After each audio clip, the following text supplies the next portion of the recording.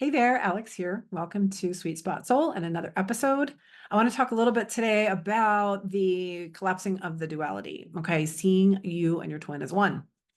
This is so huge. If you have not watched You Pushed Out, Your Twin is You Pushed Out, that video I did, I think it's episode 10. I'll link it at the end of this one. Make sure you watch that. It's been a really big click for a lot of people. It's what clicked for me, and it's what made all the difference, especially in the last phases of separation. So this is so important. Like, I think this is the key thing. I'm not saying that diagram it's definitely worked for me. Hopefully it will work for you. But it's so important to have some sort of a way to bring yourself back into center and remind yourself that you are one with your soul and with your twin. And we're collapsing duality within in order for that to be reflected without. You are whole. You are whole, a whole unit together, but you are whole within.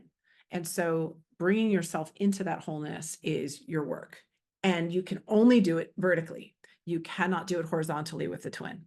Has to be done to collapse the fourth dimension and the sixth dimension into the fifth dimension of observer level, no time or space. You know this feeling. You've been there. You've been in no time and space with the twin at some point. It's amazing.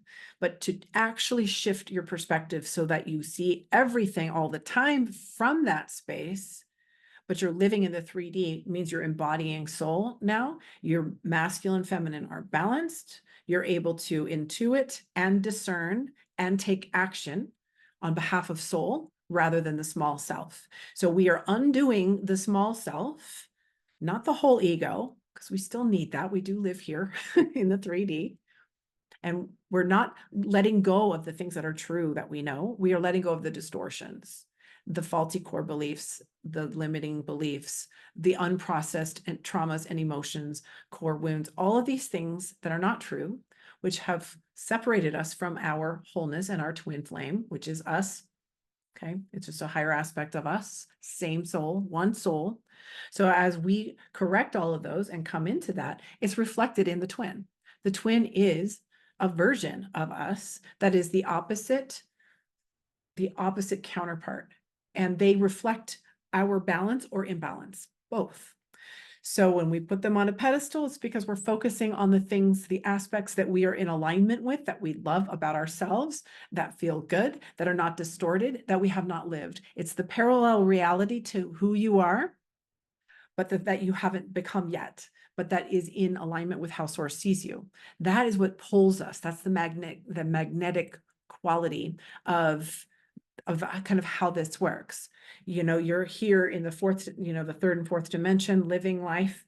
The fifth dimension is holding the mirror of all of that in perspective, and then also projecting out in the sixth dimension, which is really your higher self, at the same time is holding space for everything that is in your truth, as well as that isn't, that you haven't yet manifest. And then that becomes embodied as a being, that becomes incarnated into a 3D being. So if you remember that, watch that video about that, because it helps you to really recognize when you are dealing with anything with the twin, thoughts about them, feelings about them, preferences about how you want things to go, frustrations, all of the things, right, that keeps them separate, them triggering you, how they're acting towards you, your feelings about them, as well as how they're acting, and then your feelings about that, your judgments, all of that. You can't change it from the level of the 3D with the twin, but you can change it when you come vertical again. And so that is so important to remember. Oh, thank you for showing me that, what's happening within me. Oh, thank you for showing me that. Now I know what to do here. And not engaging with that there. And that includes all the really beautiful things too. When you have reunions and they're coming in and you're having amazing, beautiful connections, or you're texting regularly, but you're still not together because they keep coming and going, things like that. Even the good things, it's staying away from creating more stories about how, oh, they must be coming back in. Oh, it's going to look like this, and I want it to be that. And maybe, none of that. All of that is 3D thinking. It's still holding them as separate from you, and it's not where the work is done. It's more like, okay, that was a beautiful experience. Wonderful. All right, now I'm going to come right back to center again. What do I need to do today? How do I need to, what else, what did I learn from that? Or how do I maintain the balance that brought that in the first place? What state was I in? And what is this triggering in me now? And, or if anything at all, usually the next preference, the next time you want to call, the jittery, yummy feelings. So there's both sides, and that they're both duality. There's the things that we don't want, and there's the things that we do want. There's the things we want to avoid because they hurt. There's the things we are attracted to because they feel good. All of this is still the world of duality. This is why we can't work with the twin on coming into inner union. We work with them in the sense that they're reflections for us. It's perfect, and they're showing us these parts of us, but we can't fix it that way. So we can't fix it on the horizontal plane. All other relationships, that's what everyone's doing. Push and pull all the time, constantly switching sides of their own masculine, feminine. We can't do that in this type of connection. We become one unit, and one has to lead this thing to get them back together. And it's 99.9% going to be the divine feminine, or the push twin flame, the one that's supposed to be negative who has flipped to positive. Because when the negative flips to positive, that's what pushes at and pushes away the twin. The twin is just trying to get relief from all the energy, and is going to need to expend that energy in anything but you, because you're pushing them away, and that magnet will not allow them to work with you. The addictive energy is theirs as well. You just can't work with it there. You have to work on flipping your polarity back to negative. The divine feminine is a magnetic drawing in yin energy. It's negative polarity. And everybody thinks it's positive, but it's only positive because you flipped it and you started acting like the masculine, and you're chasing. And that's not what the divine feminine does. The divine feminine should be a negative polarity. So your work is to bring yourself back into your alignment, back to that negative polarity. So you're working again up that spiral. So go back to the 3 parts on working with transmuting fear into love. So you can learn different levels of that, moving yourself into more and more balance, moving up that scale of consciousness. But again, the most important reason I wanted to do this video was to help you to remember, always, always, always find some way, draw it out. I have little shapes and things because I'm visual and I like things like this, that anything to really help remind you that you are one unit, and you can only work on unity on yourself. Yes, again, you can interact with the twin. You could be in full union and you still can go out of balance, and recognize that in the way that the twin is acting. Just in their face, just a little, you can see it. I'm not saying it's forever, forever, forever, but it's a perfect barometer to show you when you fall out of alignment. Oh, oops, my small self came in, and I, and I believed in that abandonment thing again for a second, So they show that to you, and it's like, thank you so much for showing me that I'm out of alignment. Okay, come back into alignment. So I'm constantly seeing the twin flames as this, this structure that I drew out for you guys of the 2 tetrahedrons like this, and trying to collapse down that duality so that they become the star tetrahedron, which is the Merkaba, which is the symbol of the twin flame within. And then also, of course, with you and your twin being a divine masculine, divine feminine, also together can become a pair of divine counterparts that also are in a perfect balance. Okay.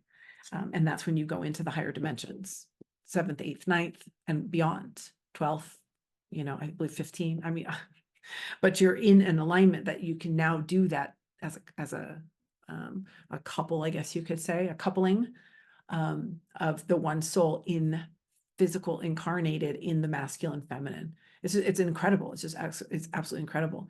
But it is up to the one twin to come back into the proper magnetics, okay? Because it really is all about that.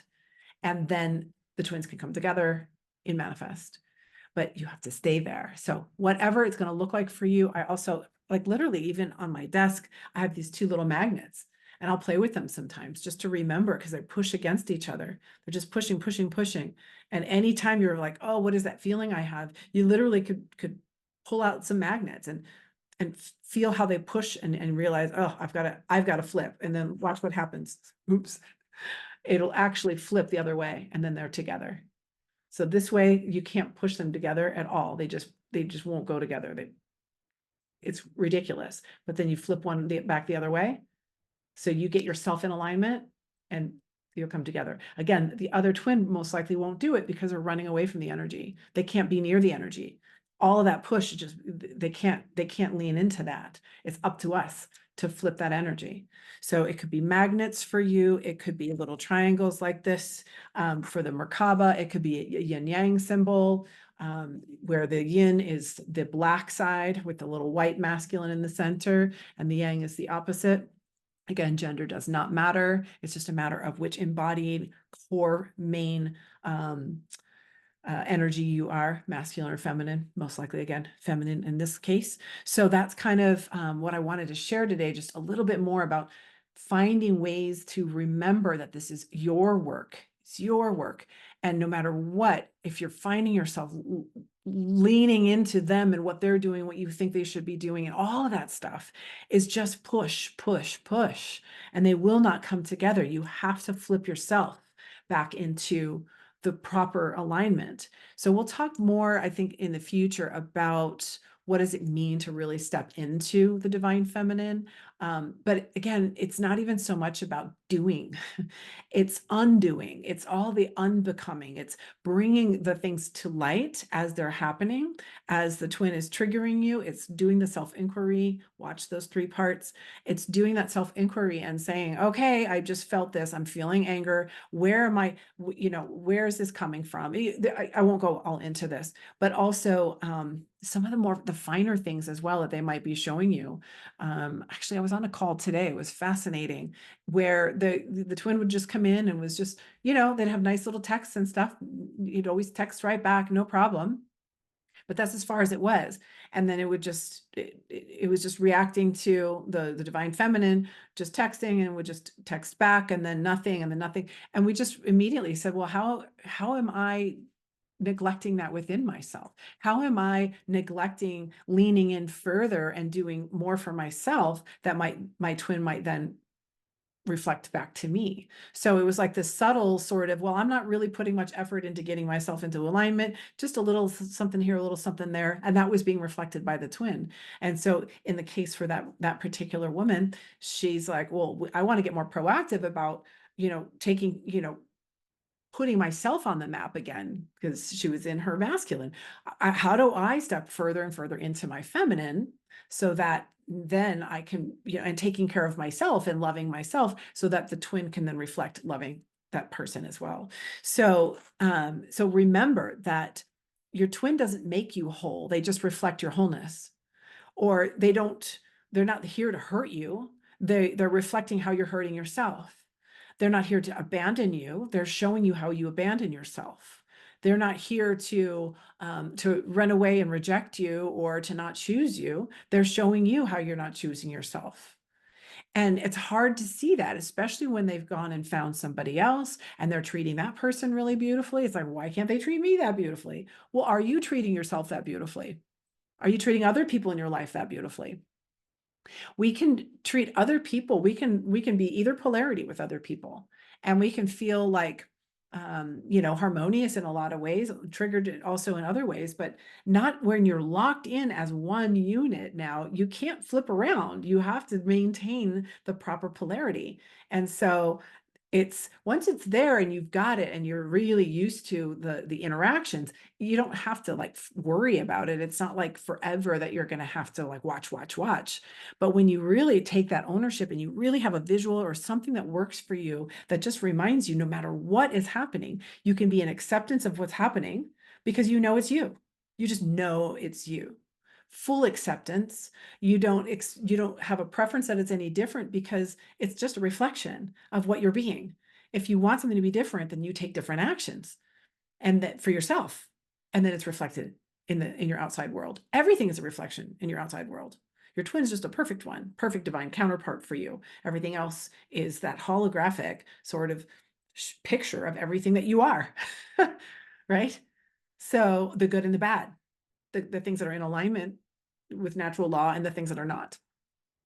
So you're clearing up the things that are not, and your twin is showing you that beautifully. And as you continue to do that and you get more and more in alignment with who you really are and your true polarity, then bam, they come back in just like that magnet. So I hope that that helps you a little bit today. A little bit of a ramble, but I kind of wanted, as usual, just to let it flow and maintain how important it is that you figure out how to collapse that duality within you, to recognize, even if you're still working up the spiral, that's fine, because that will collapse. It will follow right as you go.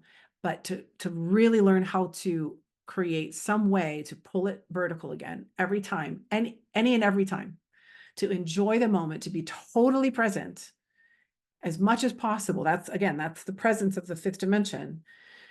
But especially with the twin, when they're coming in or anything that's triggering you, just get as present as possible. Move yourself up that scale to acceptance as fast as you can, as fast in a moment. Okay, how am I feeling? Can I get over that? Am I willing to jump to the next? Do I have the courage to do that? Can I be totally neutral about it? Can I actually accept this? And then later on, so accepting the feelings, accepting what's going on, and then you can go to the mind and take it to reason. And then before you know it, you're in love frequency and you're super present. And you can do that same process along with anything that's coming in with the twin or outside or otherwise, to help collapse that and bring you into that inner union. So again, I hope this is helpful. Give me your comments and some ideas if you would like down below. And if you're interested in working with me, there's information down below there as well. And I think that's it for now. Thumbs up so more people can reach this. And I'm just going to look forward to the next inspiration that comes through, or ideas that come through from you. I actually already have some. And I'll just keep going. I'll just keep going. I have this great interview, like I mentioned before, coming up this weekend.